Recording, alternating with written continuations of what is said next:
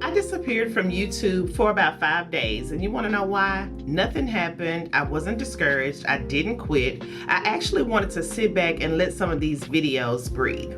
And while I was doing that, I started thinking about one of the biggest things that changed in my car business. I stopped listening to strangers. So listen, everybody has an opinion. Everybody has their own opinion about the car business. People would have never ever owned a dealership, managed inventory, dealt with lenders, bought cars from the auction, or carried risks if they still listened to other people and their opinions. Now, let me tell you 5 reasons why I know for a fact listening to others can get you discouraged, but you have to press on. Now, let me tell you how you really should run this. I had to stop allowing outside voices to override my experience.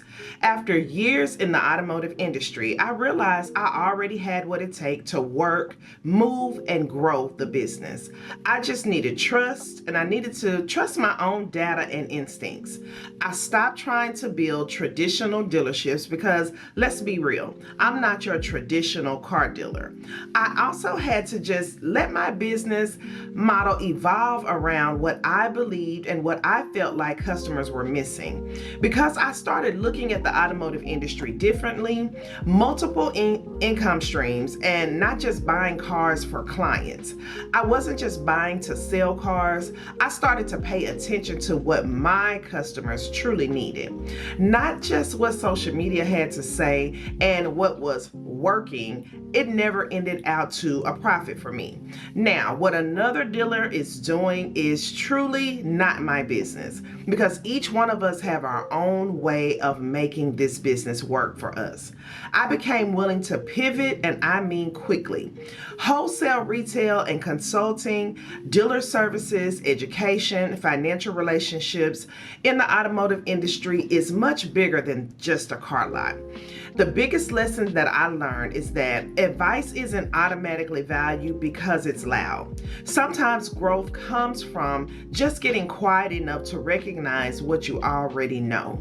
So let's dive deep into these 5 reasons that you must listen to yourself and block out outside noise. So I'll take you back about 15 years ago when I first got into the automotive industry. I knew nothing. The only thing that I knew was how to buy myself a personal car, and I didn't really know that all too well. But I did know that people will purchase what they like, but more so over and most importantly, they will purchase from someone that they trust, someone that they truly admire, someone that has a business model that reminds them of their own walk of life. So I began to buy cars that looked like my customers' desires. I just had a little bit of problem with the mechanicals. So I went out, I got me a mechanic, and he and I went to the auctions and looked those vehicles over before the auction ran. I stopped listening to what people would tell me, why don't you have this, or you should buy that. That just didn't work for me. And the 1 or 2 times that I did try that, it was a huge disaster.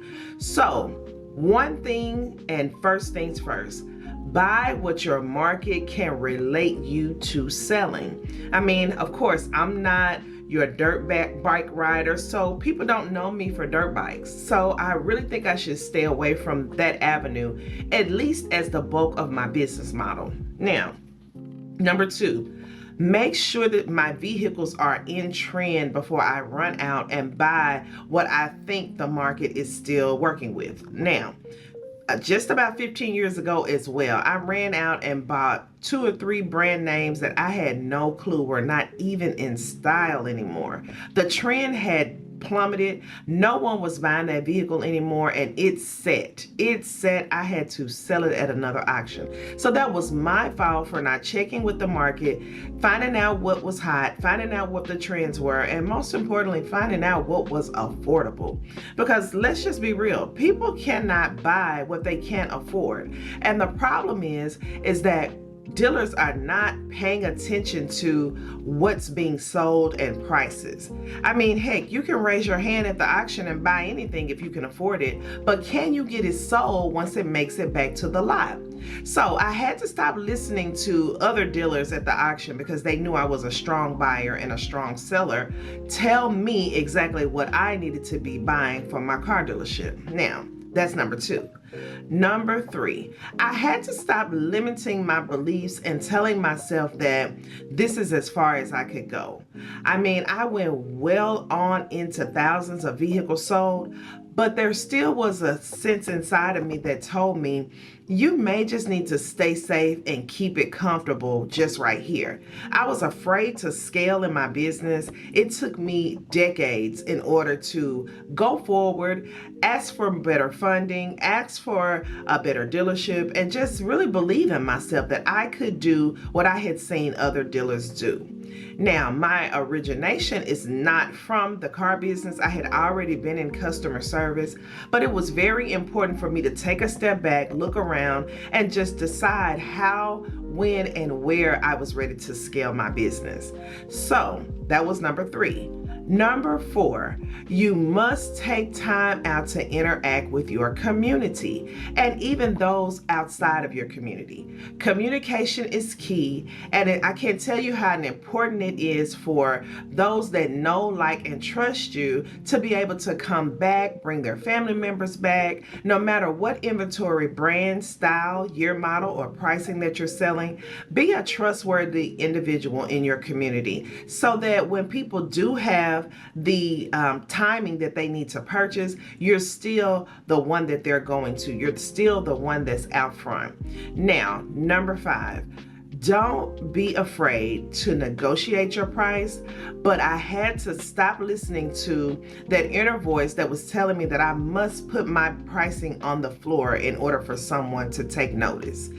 Negotiations are great, but hold to your value. Hold true to your rules and your systems and regulations that you have set forth for your business.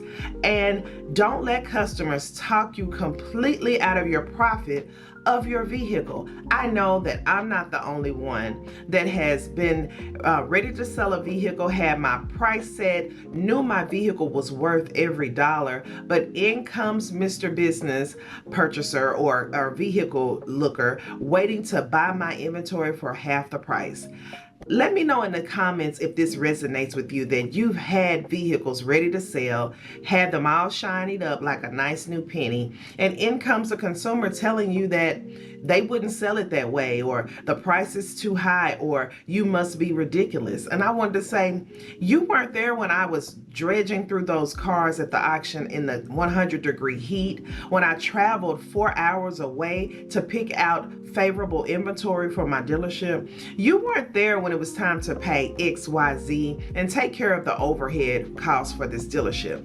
Now, I'm gonna end it off by telling you, if you have vehicles that you've already purchased, you must make sure that you are being profitable so that you can take care of your overhead. And if you have clients that are just not thinking about purchasing your inventory for the price that you've set, just know that there's a bottom for every seat. Someone's gonna buy your inventory. I've never had a vehicle that just didn't sell. So keep your eyes on your prize.